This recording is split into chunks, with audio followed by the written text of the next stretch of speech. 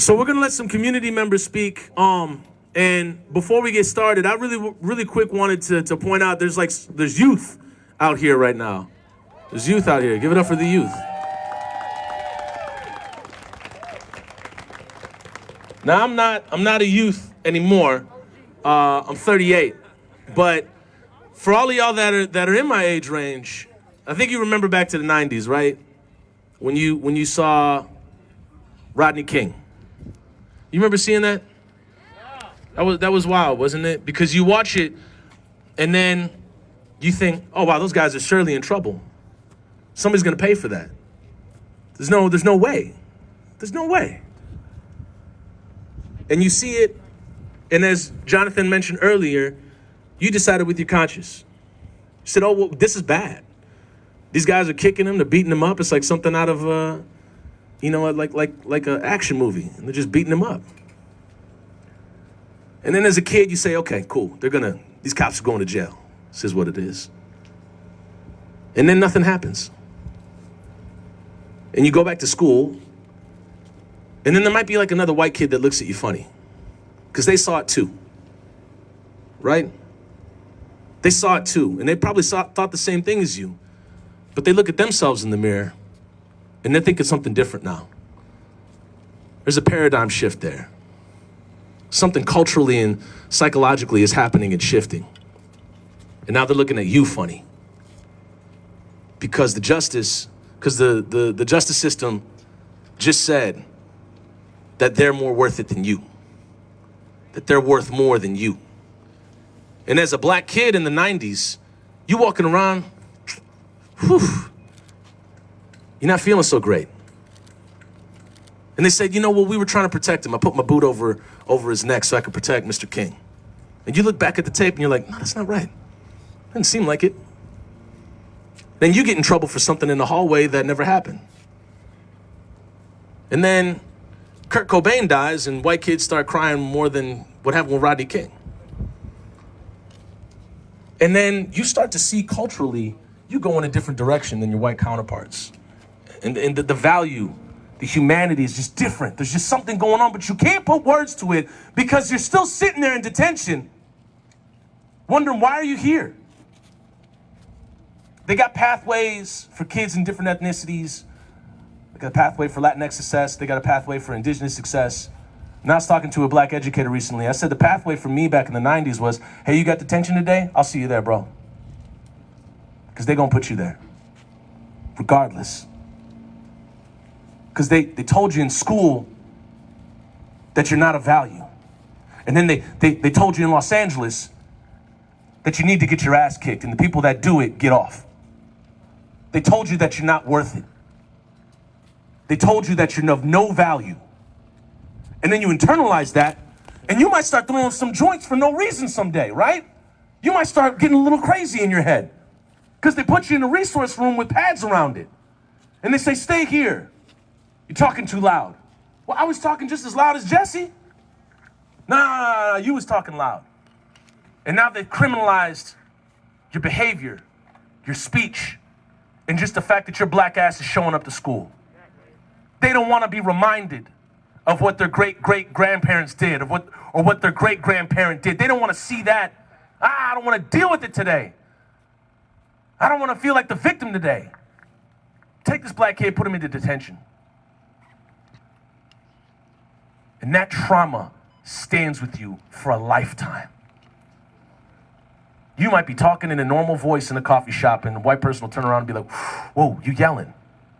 And you think, oh yeah, maybe I am. You start to police your body without them even there. You start to go crazy a little bit. And as Don said, they try to assassinate the character even after they assassinate the body. Let me tell you something. They're trying to kill your character before they kill your body. That ain't right. That is not right. They want to take control of your mind before they can take control of your body. And let me tell you something, they're not going to do that with George Floyd. I'm not going to stand by and watch this city let a white cop get off for kneeling on a black man's neck for over 8 minutes. I don't give a damn if it was 8 seconds. He shouldn't have been there in the first damn place. And kids are watching this. Your children are watching this. Your grandchildren are watching this.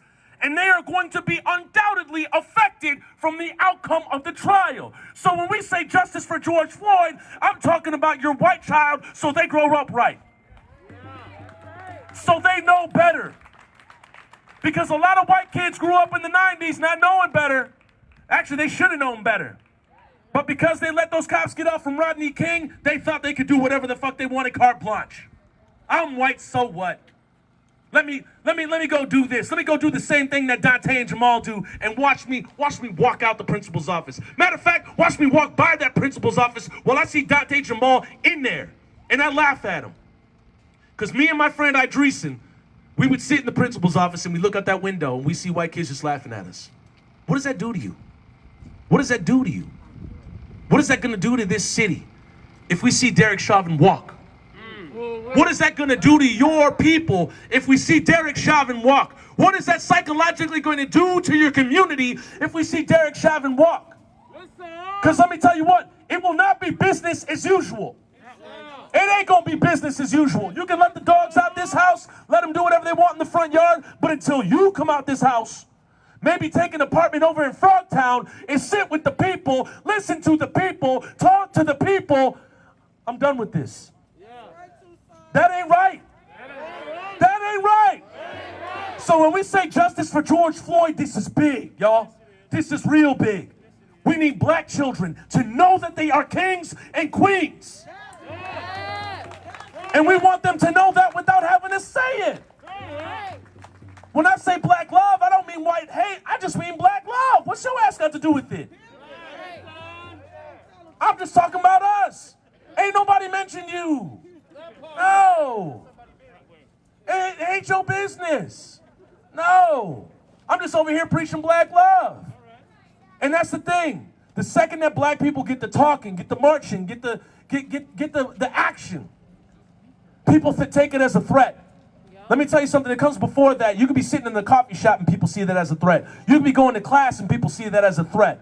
You could be going to school. You could be getting educated. You could be reading and they see that as a threat. Because you're gaining knowledge and you're gaining power. Yep. Justice for George Floyd, it's kids like that, right there. We want them to grow up in a world that knows justice and showed it. So when we say justice for George Floyd, we're talking justice for everybody. We all do better when we all do better. You want to say something, brother?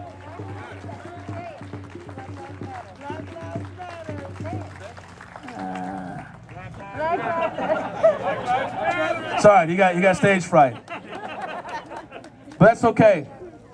But we got some very important people here to speak and people that inspire me and that I look up to very much. So, but let me hear you say it. Justice for George Floyd! Justice for George Floyd! Justice for George Floyd! Justice for George Floyd! All power to the people.